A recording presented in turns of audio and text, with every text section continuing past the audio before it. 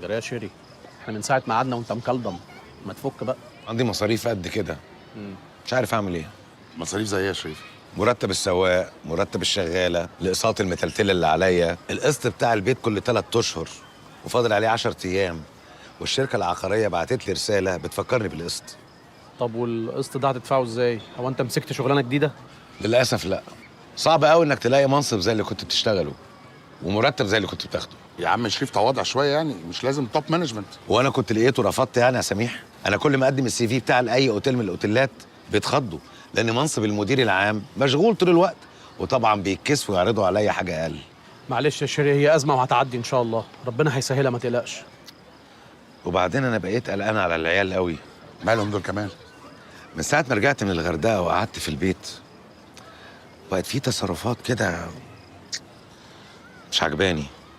واضح ان فتره بعدي عنهم خلتني اكتشف ان في حاجات كتير قوي ما اعرفهاش عنهم. معلش يا شريف، ما كل حاجه وليها ثمن.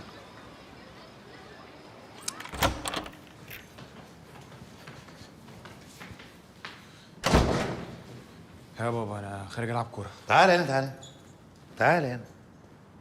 خارج فين السعاده؟ خارج العب كوره مع اصحابي شويه.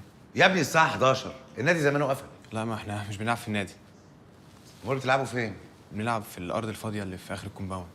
لا والله. انت فاكر نفسك في كافيتيريا؟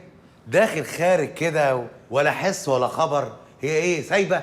يا ابني انت عندك مذاكره وعندك مدرسه الصبح. هو ايه المشكله يا بابا؟ ما انا كل مره بخلص الماتش وبروح للمدرسه برضه. كل مره؟ يعني معنى كده انت بتعمل كده طول ما انا كنت مسافر؟ ايوه. جاتك القوى. في ايه يا شريف؟ في ايه؟ البيه سايب مذاكرته وراح يلعب كوره لغايه الفجر مع اصحابه. انا مش فاهم انا. وايه ده؟ ايه ده؟ ايه اللي انت حاطاه في وشك ده؟ ايه اللي انت منيلاه في وشك ده؟ ده ميك اب يا بابا. في ايه يا شريف؟ مالك؟ انت هتقلب على البيت ولا ايه؟ استني شويه انت. يعني ايه ميك اب؟ ايه الاحمر والاخضر اللي انت حاطاه في وشك ده؟ انا مش فاهم انا. يا بابا ده ميك اب عادي، يعني انا مش بعمل كده دايما والله. هو في ايه يا شريف؟ بنتك كبرت وبتدلع نفسها، ايه المشكله يعني؟ تدلع نفسها بالطريقه دي؟ تحط الاحمر والاخضر في وشها؟ ها قولي لي بقى يا ست ياسمين، بدات تشربي سجاير ولا لسه؟ هو في ايه يا شريف؟ انت بتفتح عين البنت على حاجات غريبه قوي. اولا ما تكلمينيش كده قصادهم ابدا. ثانيا هم محتاجين تفتيح، دول عارفين كل حاجه، دي فاضل لها تكه وما اعرفهاش باللي حطها على وشها ده. يا بابا انا مش بعمل كده وانا رايحه المدرسه، انا بحط وانا قاعده في البيت عادي. ماشي اذا كان كده ماشي. او يعني وانا رايحه الدرس. لا بره البيت لا. واضح ان انتوا زودتوها قوي، انتوا محتاجين تتربوا من اول وجديد. يلا اتفضل انت وهي على اوضتكم. يلا.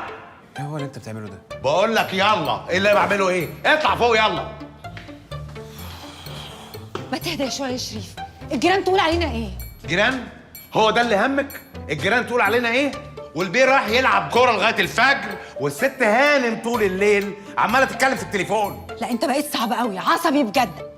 ولعلمكم بقى باكد عليكم تاني، مفيش خروج غير باذني، والنوم الساعه 10 بالليل. جاتكم القرف. شكل قعدته في البيت هتيجي على دماغنا احنا.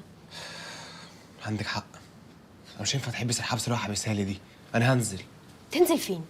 بقول لك ايه يا ياسين، فكك من اللي في دماغك ده، مش ناقصين مشاكل معاه. ما تخافيش انت، انا هعمل كل حاجه من غير ما هو يحس. انت حر، انا داخله اوضتي.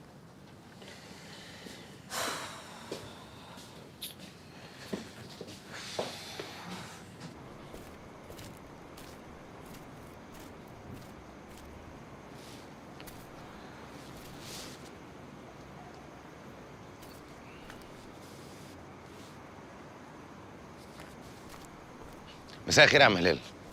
مساء النور يا سعادة البيه. سعادتك خارج؟ لا لا لا، سيبك من اللي في ايدك ده، انا عايز اتكلم معاك شويه. خير يا بيه. مش عارف الحقيقه اجيبها لك ازاي يعني. عم هلال، انت حر من النهارده، تقدر تشوف شغل في مكان تاني. ليه يا بيه؟ أنا عملت حاجة زعلتك؟ لا بالعكس، ده انت من احسن الناس اللي اشتغلت معاهم، لكن كمان ما ينفعش اشغلك معايا وما اديلكش مرتب. انت مش غريب يا عم هلال، انا دماغي متلخبطه من ساعه ما الشغل بتاعي قفل. والحقيقه مش عارف اعمل ايه. علشان كده انا اتفقت لك مع واحد صاحبي في شركه سياحه، هتشتغل معاه سواق وهيدي لك مرتب كويس جدا، واهو ربنا بيقطع من هنا وبيوصل من هنا. انا مش فاهم حاجه من اللي حضرتك بتقوله ده يا سعاده البيه. وليه ده كله؟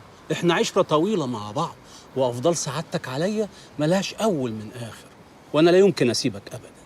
عم هلال، بلاش العواطف، وانا اوعدك ان اول ما ظروفي تتحسن هرجعك تاني. وليه لزومه بس يا بيه؟ انا المرتب اللي باخده من حضرتك مكفيني وزياده. يا عم هلال انا مش هقدر ادفع لك المرتب. ما انت دفعته خلاص يا بيه. انا دفعته؟ ايوه، لما بعتهولي مع الست هانم من يومين دي، حتى اعتذرت لي على التاخير وقالت لي معلش يعني ان حضرتك دماغك مشغوله شويه اليومين دول. فعلا انا دماغي متلخبطه زي ما قلت لك يعني. صحيح، انا دفعته فعلا. لما العربيه يا عم هلال. ماشي يا بيه.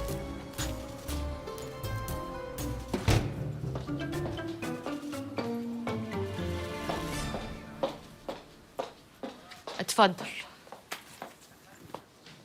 ايه دول؟ الفلوس اللي سبتها النهارده في المستشفى، من فضلك ما تبقاش تعمل كده تاني. هعمل ايه؟ مش فاهم. التصرفات الغريبه اللي انت بتعملها. تصرفات ايه؟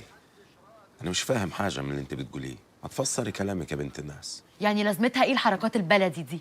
تروح تعرف نفسك بمدير المستشفى وتسيب كل المبلغ ده في الحسابات؟ عشان ايه يعني كل ده؟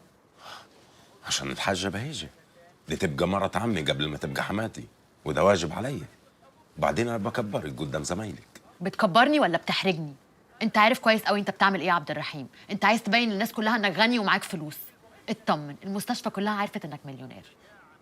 انا ما قصدتش كل الكلام ده، انا حبيت اساعد في علاج الحاجه وما خليهاش ناقصها حاجه. ليه؟ هو انت ما تعرفش اني بشتغل في المستشفى دي واكيد هيعملوا لي خصم؟ يعني هيعالجوها ببلاش يعني؟ لا مش هيعالجوها ببلاش، بس اكيد هيجاملوني ويعملوا لي مليون حساب. بس طبعا انت ليه تفوت فرصه؟ لازم دايما تثبت انك غني وتقدر تشتري كل حاجه بالفلوس. انا مش محتاج احلف لك، انا ما قصدتش كل اللي بتقوليه ده خالص ولا جه في بالي. انا كنت قاصد خير. وعموما الحمد لله على سلامه الحاجه، تصبح على خير.